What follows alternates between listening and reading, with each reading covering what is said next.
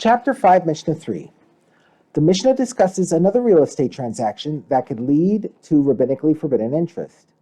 If someone sells a field to another person, and the buyer gives the seller part of the money, and the seller says to him, whatever you want, whenever you want, bring the rest of the money and take what is yours, the field, and it will be considered yours from now. And if you do not bring the rest of the money, the sale will be nullified and I will return your money to you.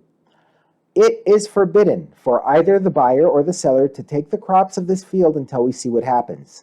This is because it might result in a form of rabbinically forbidden interest.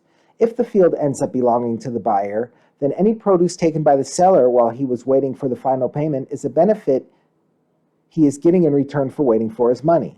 And if the field ends up staying with the seller, then any produce taken by the buyer while the sale was still pending is a benefit he is getting for letting the seller use the money of the first payment while the sale was still pending.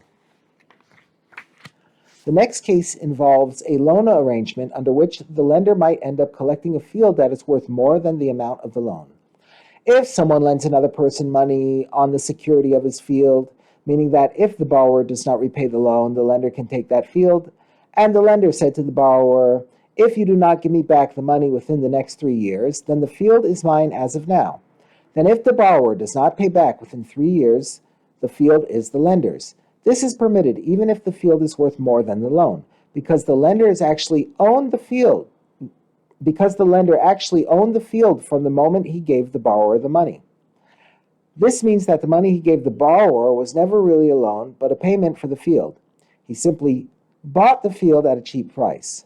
And this is what Baisos, the son of Zonin, would do with the approval of the sages.